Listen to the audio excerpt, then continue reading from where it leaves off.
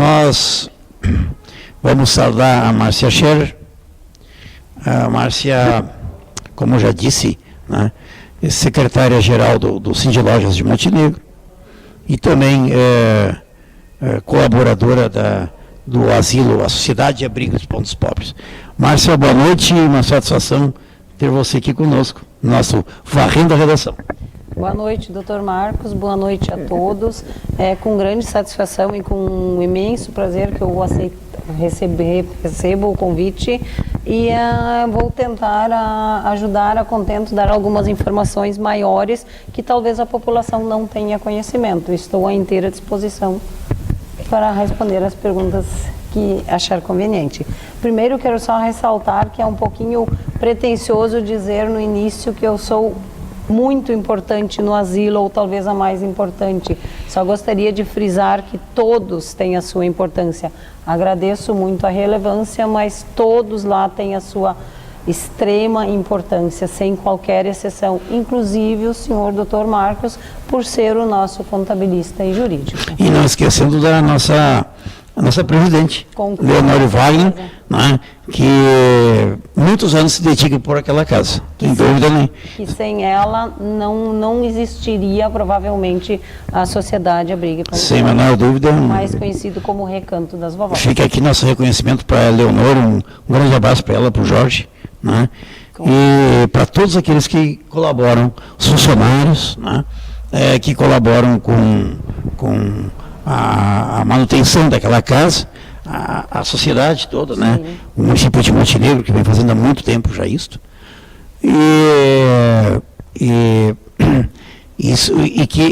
que hoje mais ainda, né? Cada vez mais, sabe-se que a nossa população está envelhecendo, e a importância daquela casa. Mas, Márcia, nós vamos iniciar a nossa discussão, nossa conversa.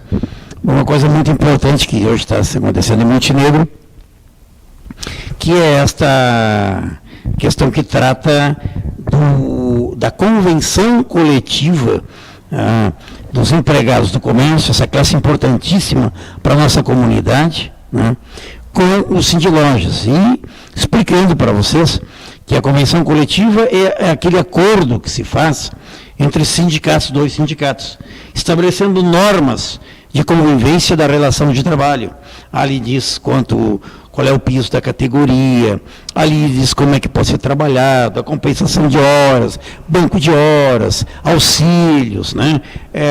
Se trabalhar em hora extra, quanto custa, quer dizer, a regulação fundamental e básica da relação entre empregado e empregador tem muito a ver com a convenção coletiva.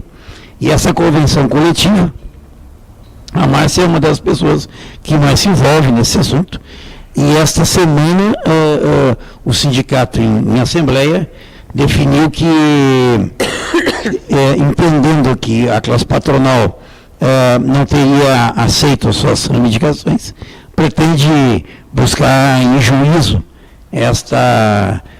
essas suas reivindicações. Márcia, quanto a isto, aonde tem razão o Sindilojas e onde tem razão o Sindicato dos Empregados? Olha, doutor Marcos, eu acredito que ambas as partes têm que reivindicar seus direitos. Eu acho que tanto o patrão e funcionário têm direito a reivindicar. Porém, nós não podemos, nós, Sindilojas, se preocupa não só com seus lojistas, mas também com todos os comerciários e comerciárias. Apesar de sermos o sindicato patronal, a gente também se preocupa muito com os comerciários e comerciárias. Portanto, acreditamos que a proposta oferecida pelo Sindilojas nas negociações deixa claro que não se tratam de migalhas, conforme o Sindicomerciários ressalta nos meios de comunicação, mas sim relata a realidade das empresas no nosso município. E não podemos oferecer ou conceder algo que o caixa das empresas, como são a grande maioria micro e pequenos empresários, não suportariam pagar. A nossa proposta é no sentido também e inclusive de defender a manutenção dos empregos dos comerciários. Portanto, não podemos elevar tanto a proposta. Os lojistas realmente, será que eles realmente têm condições de pagar pisos ou salários superiores a cidades grandes como Porto Alegre, Novo Hamburgo, São Leopoldo e entre muitas outras? Aí fica a pergunta do Sindlojas. Nós entendemos que não, porque a nossa realidade é diferente desses grandes municípios, dessas grandes cidades.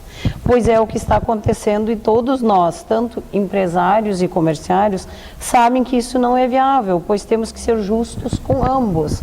Não onerar a empresa a pagar um valor superior ao que o comportável por eles e no final, às vezes, os obrigando a chegar até o desligamento de um funcionário por nesse sentido, né? Por ser um valor muito alto a ser pago.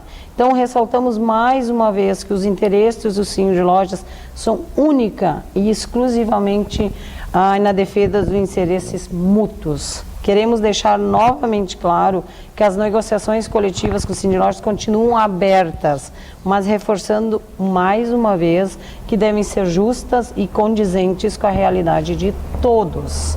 E não com a intenção de prejudicar nenhum nem outro lado, defendendo sempre uma negociação pacífica.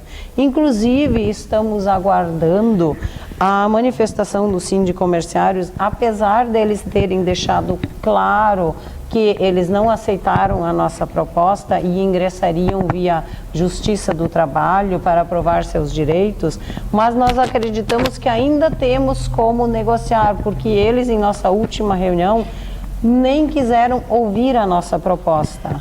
Tanto que o presidente, seu Joumir de Souza Oliveira, se levantou da mesa e disse que não voltaria a negociar, se não negociaríamos em conjunto todos os municípios.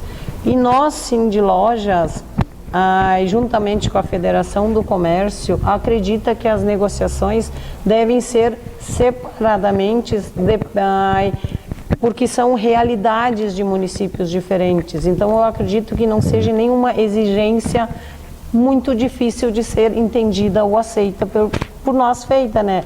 Mas os sindicomerciários insistem em dizer que devemos negociar em conjunto e como essa proposta não foi mais aceita por nós, eles se recusaram, inclusive, de aceitar a nossa proposta salarial final.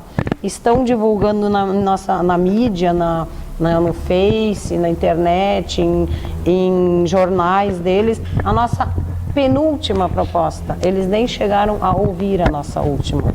Portanto, acredito, e fica aqui o convite, de sentarmos novamente para pelo menos eles escutarmos a nossa proposta, que teria sido feito em nossa última reunião, algo que o senhor Joumir não quis ouvir.